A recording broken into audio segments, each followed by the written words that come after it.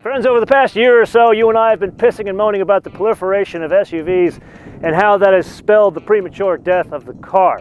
However, over the past couple of months, I have provided you with evidence that the car is not dead. Well, the basic car, that's kind of dead. But cars that have a lot of power, are expensive, and usually German, they are growing, as evidenced by the GT63S, the Panamera, and the M8 competition. Well, there is a new sheriff in town, one slightly more expensive, that adds to our evidence that cars, they ain't dead.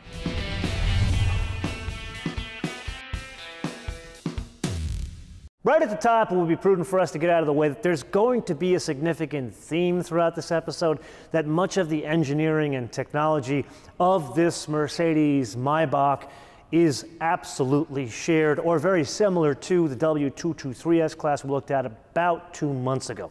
But with that, the propulsion system, a 4-liter twin turbocharged V8, good for 496 horsepower, comes in at 5,500 RPM, and 516 pound-feet of torque that comes in at 2,000 RPM, stays flat all the way to 4,000 RPM. Now, what you are looking at is going to be the first integration of the Mercedes 48-volt electrical system into a Mercedes Maybach. So that means an integrated starter generator motor that sits between the gas engine and the transmission, as well as no accessory drive. Now, the integrated starter generator motor works in conjunction with a sort of electric supercharger, which when the engine is under full load, works in conjunction with the turbochargers, but back to high load, low speed situations, there is horsepower and torque on offer from zero. In this propulsion system, 21 horsepower and 184 pound-feet of torque. That drives all 4 wheels through anything you want as long as it's a 9-speed torque converter automatic. Now that we got that out of the way, I feel compelled to share some rather pedantic information with you. The code name of this engine is the M176. That will come in handy in a future episode. And now it's just some good news and some bad news. Let's start with the bad news. The VMAX is electronically limited to 130 miles an hour, exactly the same as the W223 class. Really don't see that being a problem because I don't see track rats buying Maybachs. And then the good news. You know, over the past like 10, 20 years, Brussels and Washington have kind of gotten together and they just want to piss on our 12-cylinder parade. As such, there's not that many of them out there. Well, the good news is this. There is going to be one new 12-cylinder engine on offer starting next year. I don't have any output figures. I don't know if it's going to be integrated with a 48-volt electrical system. I do know it's kind of a rehash of the older M279 engine, but I'm just excited that there's going to be a 12-cylinder in a Maybach again, and they are going to call it the S680. Over the years, you and I have learned the factor that has the biggest impact on whether a car is desirable or not absolutely is design. It is even more important in a vehicle that is supposed to be fancy. Now that's broken up into 2 areas. There's the design of the vehicle itself, and then there's the dimensions, because the dimensions have a huge impact on whether there's presence in a vehicle like this. And yes, this is a large vehicle, but there's some things you don't really know without seeing the car in person. Like, first and foremost, it is significantly bigger than the W223 class. Both the length and the wheelbase are longer by 7 inches. But that really doesn't mean anything to you now, because I don't know many people that has seen a W223 class in person. So as a basis of comparison, think of the cars that one would think about when they think of a Maybach, and that would be a Bentley and a Rolls-Royce. Take the Bentley, for example, the Flying Spur. Believe it or not, that car is significantly shorter by like 8 or 10 inches and has a shorter wheelbase than even the W223 class. And then last but not least, we have to discuss the elephant in the room, which of course would be the 2021 Rolls-Royce Ghost. Now, overall length, that one is longer. However, wheelbase, meaning usable luxury space to package heads of state, oligarchs, or rappers in Brooklyn, that is 3 inches shorter than the Maybach. So there's a couple more design details we need to focus on the outside of the car. First and foremost would be the daylight opening. And no, it's not just the trim. Yes, that's thicker. It's also the daylight opening itself. It's a bit different shape, which changes the presence of the car. Then the wheels. Now, surprisingly, what you are looking at is standard on the vehicle, and it is my favorite choice. There is a larger wheel on offer, a 21-inch wheel that is a champagne flute design. That, to me, is too fancy. And then last, but certainly not least, is the front of the car. The absolute favorite thing for me is a stand-up Star and Laurel. To me, a Mercedes isn't a Mercedes without a stand-up Star and Laurel. As a matter of fact, I made a suggestion to the folks in Stuttgart that I would like an E63 S-Wagon in brilliant blue Magno with an old-style grille and a stand-up hood ornament. So while we're making suggestions to Stuttgart, here is one for this car. You did a great job with the grille here. To me, it is a bit more attractive than the one in the standard S-Class. So how about we do Wilhelm proud and do a Maybach stand-up logo? That would be wunderbar. It's funny how technology evolves. Like, for example, back in the early 50s, this was state-of-the-art door technology that really had nothing to do with doors, more to do with a much stronger structure to enable a race car to go down the road faster. Fast forward to today, and technology, it's on many different fronts. And we saw in that S-Class W223 that there are going to be a number of things that are optional there. Here, they're going to be fitted as standard. Like, for example, the 12.3-inch gauge cluster, that can be made 3D in the S-Class. In an S580, that's fitted as standard. Then the 12.8-inch OLED screen to the side in the center of the dash, that one can be biometric control in an S-Class.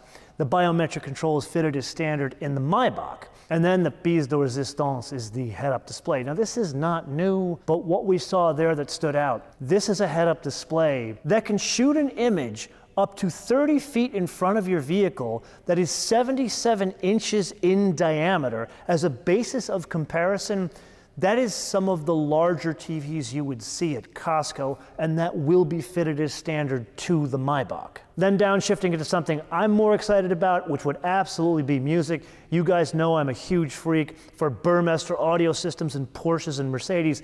This is to another level, again, optional in the W223 S-Class, fitted as standard in the Maybach, which would be a 1750-watt 4D Burmester stereo that has 30 speakers and 2 resonators. And then last but not least, it was in this very hangar where you and I discussed the history of safety in Mercedes-Benz, and we were very surprised to learn that innovations like a safety cage, a padded dashboard, and a 3-point seatbelt, they didn't happen in a Mercedes sedan first. They happened in a Pagoda SL convertible. As a matter of fact, that one right over there. Well, fast forward to today, and it's kind of in reverse. Things are happening in SUVs and sedans first. Thank God it's a sedan, not an SUV in this case. And something rather unusual here, and that is a rear airbag. Now, that doesn't sound unusual because you probably heard of side impact airbags in the rear. This is an airbag that comes out of the front seat for the rear passengers, and it creates the shape of a triangle that's somewhat open, so the rear passenger, upon impact, their face literally goes into the airbag.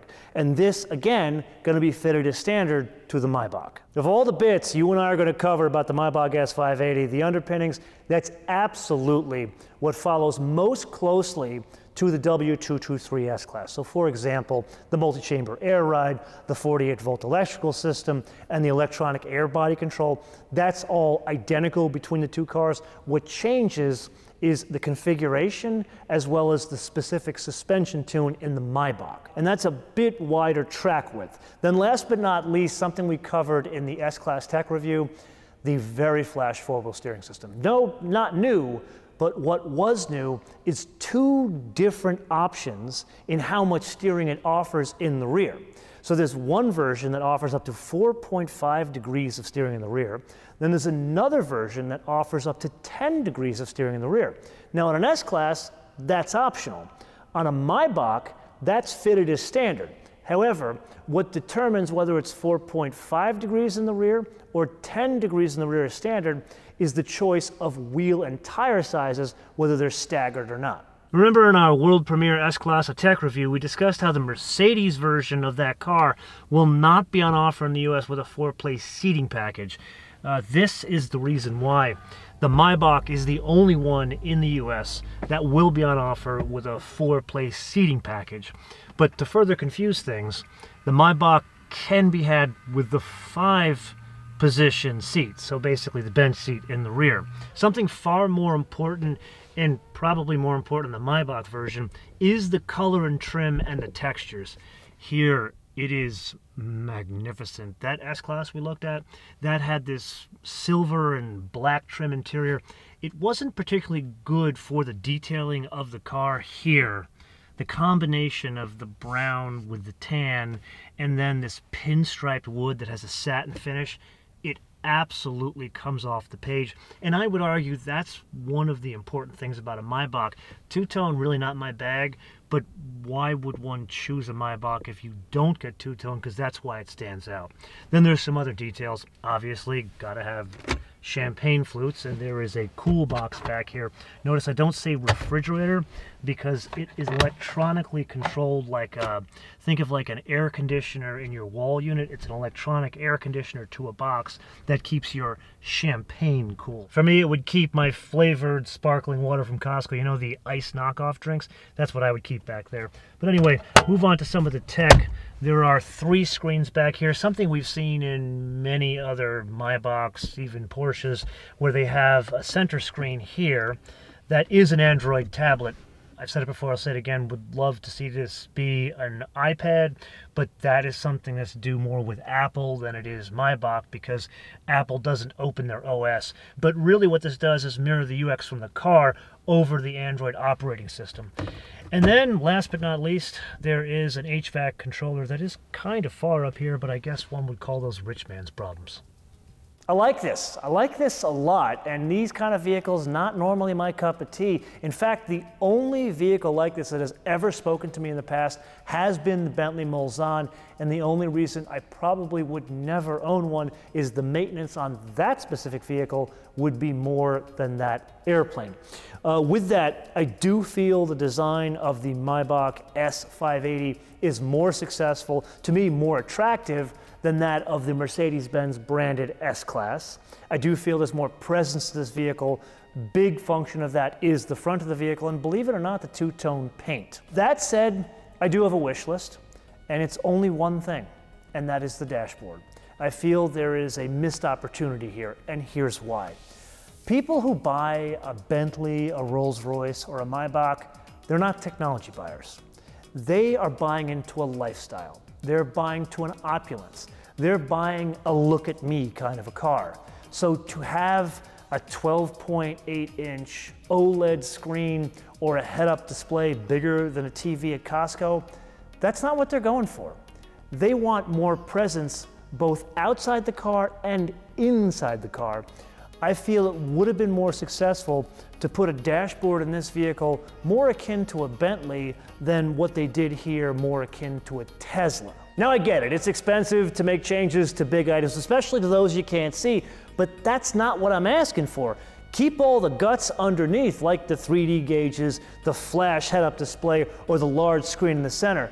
I'm asking for a different wrapper. Something that looks more traditional, something that has more traditional UX, like toggle switches and knobs and buttons. And let's not forget an additional benefit, which happens to be rather sizable, a bigger differentiator between a Mercedes-Benz branded S-Class and a Maybach branded S-Class. And that is the extent of my wish list. Do you agree? Do you not agree? Or is there something I did not cover you'd like to add to the wish list? Let me know in the comments below or via our social media, Motoman TV all word, Motoman TV all word, Facebook, Twitter, and Instagram. And with that, 2 things. Number 1, huge thank you to the folks at Mercedes for including me in the Maybach S580 premiere. And number 2, I have sandbagged you. That shoot did not include 1 car, it included 2. And instead of standing around a car that didn't move, that was a world premiere, I got to drive a new Maybach. This one, the first ever Maybach SUV. So you will need to come back on December 2nd when I will premiere the first drive review of the 2021 Mercedes-Maybach GLS 600. Until I see you then, or hopefully in a sooner episode, bis später.